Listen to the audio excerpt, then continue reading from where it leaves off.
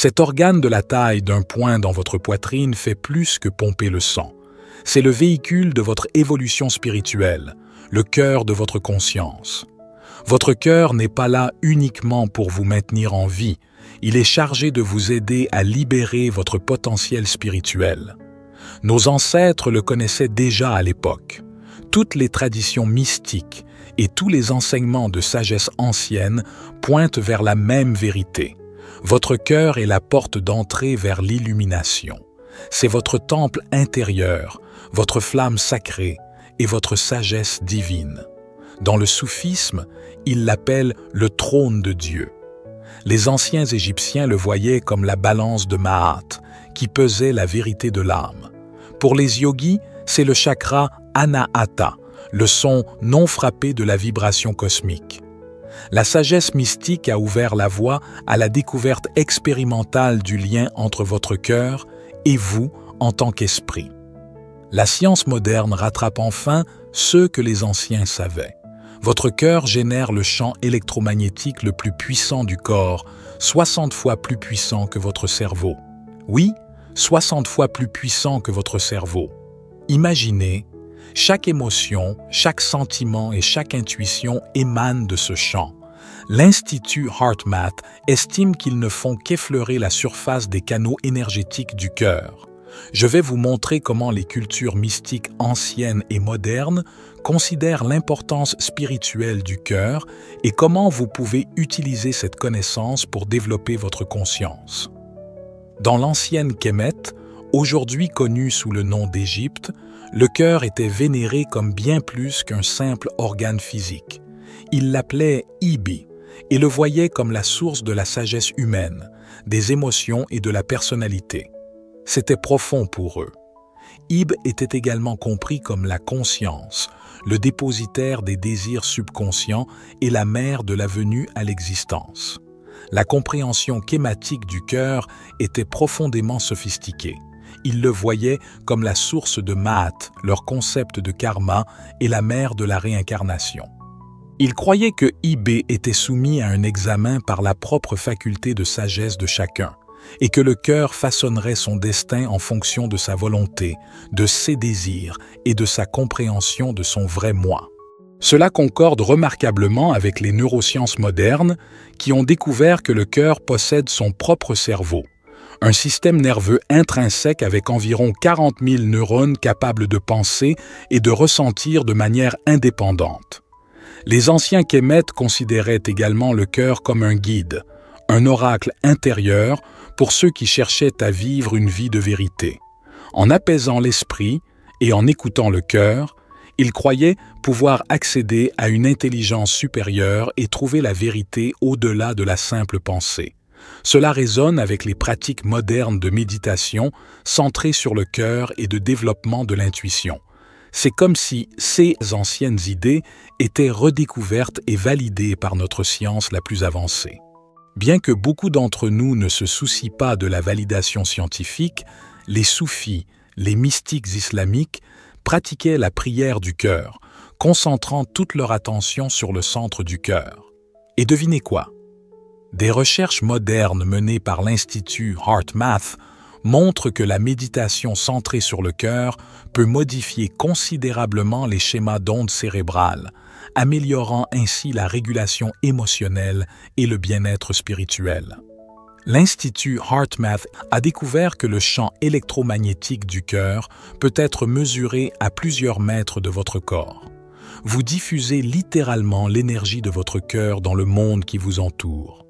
Dans la philosophie yogique, le chakra du cœur, Anahata, est le pont entre les chakras inférieurs et supérieurs. C'est là que la matière rencontre l'esprit. Le chakra du cœur est associé à l'amour, à la compassion et à la connexion spirituelle, les qualités mêmes que la psychologie moderne reconnaît comme cruciales pour la croissance personnelle et le bien-être. En entendant comment toutes ces différentes cultures voient le cœur, vous remarquez probablement un schéma. Toutes ces traditions sans rapport les unes avec les autres voient le cœur comme le siège de la sagesse divine et de la transformation spirituelle. Ce n'est pas une coïncidence. En médecine chinoise, Le cœur est l'empereur de tous les organes. Il gouverne tout votre être. Ce que les Chinois pensent et écrivent sur le cœur n'est pas un langage poétique, mais une reconnaissance du rôle central du cœur dans notre bien-être physique, émotionnel et spirituel, fondé sur des milliers d'années d'observation et d'expériences minutieuses. Commencez-vous à voir la situation dans son ensemble? Chaque culture et chaque tradition spirituelle a reconnu le cœur comme quelque chose de bien plus qu'une simple pompe à sang. Alors pourquoi toutes ces traditions, séparées par le temps et la distance, arrivent-elles à la même conclusion à propos du cœur? Parce qu'elles en ont fait l'expérience de première main. Les traditions mystiques ont toutes pour but de faire l'expérience directe du divin, non pas par le biais de doctrines, mais par des rencontres personnelles et sans filtre avec la conscience cosmique. Elles tentent de dissoudre la barrière entre le soi et la conscience universelle pour fusionner avec la réalité ultime. À maintes reprises, ces mystiques ont découvert que le cœur est la porte d'entrée de toute expérience divine. Maintenant, laissez-moi vous parler du champ énergétique du cœur. Les systèmes énergétiques du cœur ne concernent pas seulement le sang et les vaisseaux sanguins. Ils concernent également les ondes d'énergie invisibles qui émanent de vous. Nos yeux ne peuvent pas tout voir. Comme je l'ai mentionné dans notre vidéo sur la colonne vertébrale, nous ne voyons qu'une infime fraction de toute la lumière électromagnétique et une grande partie de celle-ci circule à travers vous. Le champ électromagnétique du cœur s'étend à plusieurs mètres de votre corps dans toutes les directions. Plusieurs mètres, ai-je dit. Et c'est une énergie mesurable et quantifiable qui influence tout ce qui vous entoure. Écoutez, ce champ n'est pas statique. Il change en fonction de votre état émotionnel. Lorsque vous ressentez de l'amour, de la gratitude ou de la compassion, le champ devient plus cohérent, plus harmonieux. Ils peuvent mesurer et visualiser cela à l'aide d'un équipement spécial. Sentez cette énergie qui rayonne de votre cœur en ce moment. La science ne fait que valider ce que les anciens disent depuis des dizaines de milliers d'années, car des recherches ont également montré que ce champ cardiaque cohérent peut influencer les ondes cérébrales des personnes qui se trouvent à proximité. Votre cœur diffuse littéralement votre état émotionnel au monde qui vous entoure. Vous ne ressentez pas seulement vos émotions, vous les transmettez. Respirez. Les anciens Chinois avaient compris cela dans leur concept de Sin, cœur-esprit. Le cœur était considéré comme le siège de la conscience, pas seulement comme une pompe à sang.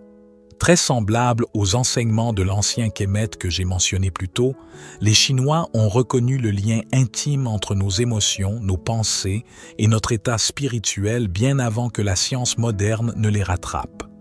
Cette énergie ne rayonne pas seulement vers l'extérieur. Elle communique également vers l'intérieur. Des études ont montré que le cœur envoie plus d'informations au cerveau que le cerveau n'en envoie au cœur. Cela renverse notre vision centrée sur le cerveau de la conscience et s'aligne plus étroitement sur les anciennes traditions de sagesse. Chaque battement de cœur génère une série complexe d'impulsions électromagnétiques. Ces impulsions véhiculent des informations qui affectent nos émotions, nos perceptions et même notre intuition. Le concept du cœur en tant que source d'énergie était autrefois ésotérique, ce qui signifie simplement « secret ». Les anciens mystiques gardaient ces choses cachées au grand public, craignant un usage abusif ou une pratique inappropriée. Alors, avant de vous enseigner un peu de sagesse pratique, laissez-moi vous avertir. Si vous voulez pratiquer ces techniques, trouvez un maître enseignant. Je vous donnerai les détails, mais je ne peux pas être là physiquement pour vous guider. Dans les traditions de guérison énergétique, le cœur est considéré comme un puissant émetteur et récepteur d'énergie subtile. Les guérisseurs se concentrent souvent sur l'ouverture et l'équilibrage du centre du cœur pour faciliter la guérison et la croissance spirituelle. Comme je l'ai dit, votre cœur ne fait pas que pomper le sang. Il transmet et reçoit l'énergie vitale. Une étude a révélé que les pratiques axées sur le cœur, comme la méditation de bienveillance, peuvent améliorer considérablement la santé physique et le bien-être psychologique. Et pour les anciens, ce n'étaient pas seulement les traditions africaines et orientales.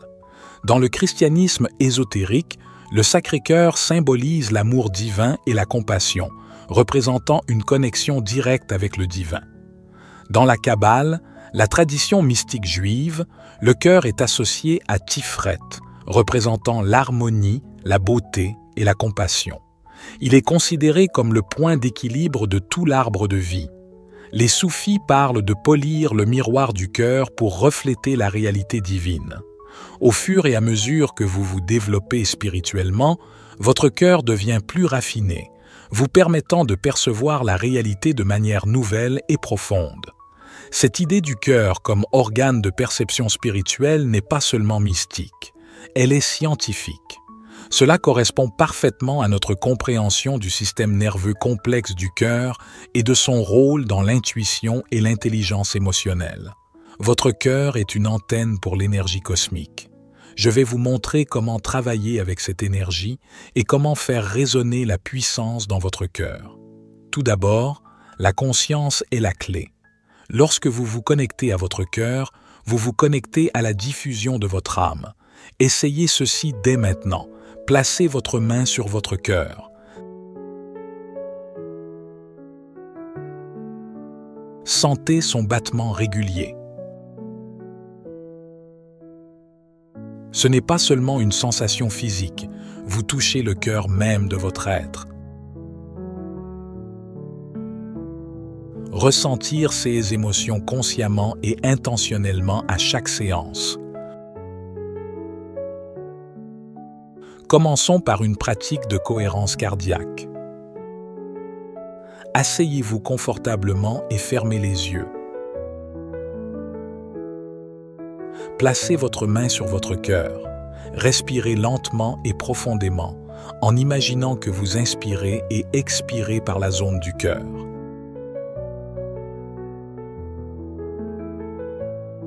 Souvenez-vous maintenant d'un moment où vous avez ressenti un amour ou une reconnaissance profond.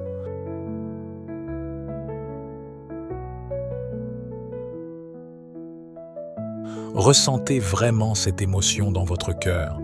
Maintenez cette sensation pendant quelques minutes.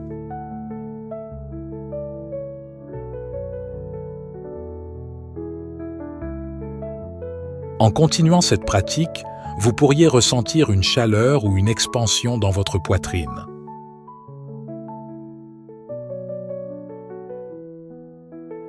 Vous pourriez vous sentir plus calme, plus centré. C'est votre chant cardiaque qui devient plus cohérent. Ne soyez pas surpris si vous commencez à vous sentir plus connecté à vous-même et au monde qui vous entoure. Respirez. Ressentez. Maintenant, ajoutons un peu de mouvement. Les postures de yoga douces qui ouvrent la poitrine peuvent aider à activer et équilibrer le centre du cœur. Des postures comme la posture du cobra, du chameau et du poisson sont spécifiquement conçues pour ouvrir le chakra du cœur. Essayez ceci.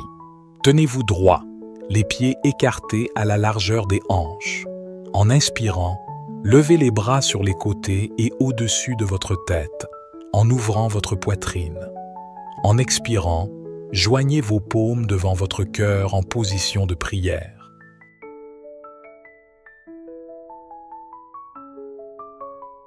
Ressentez l'ouverture dans votre poitrine. Faites cela plusieurs fois, en vous concentrant sur les sensations dans la région de votre cœur.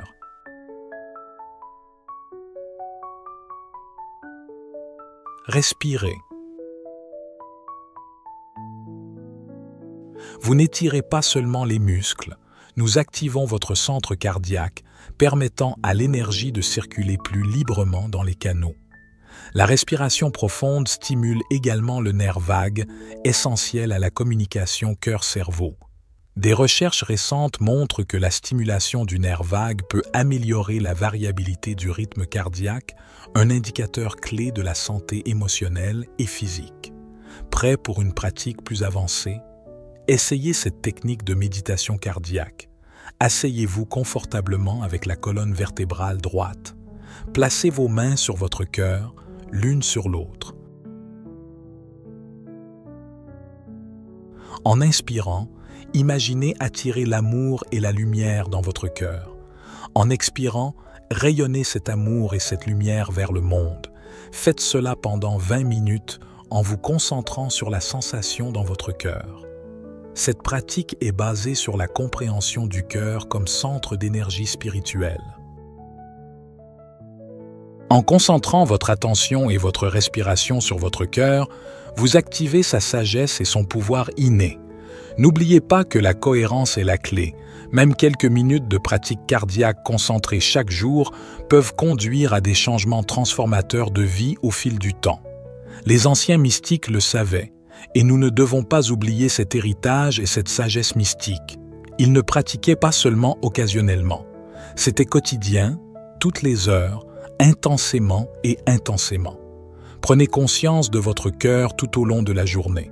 Remarquez comment vous vous sentez, stressé, contracté. Prenez un moment pour respirer dans votre cœur et sentez-le s'élargir. Cette conscience constante est ce que les soufis appellent le souvenir. C'est un outil puissant pour la croissance spirituelle. Respirez, ressentez votre véritable moi, les autres et l'univers. Il s'agit de reconnaître qu'au fond de vous, vous êtes l'amour. Vous êtes cette énergie cosmique qui s'exprime à travers votre forme humaine actuelle unique. Respirez, ressentez et éveillez-vous au pouvoir de votre cœur. C'était David, pour la sagesse infinie. Soyez bénis, mes amis.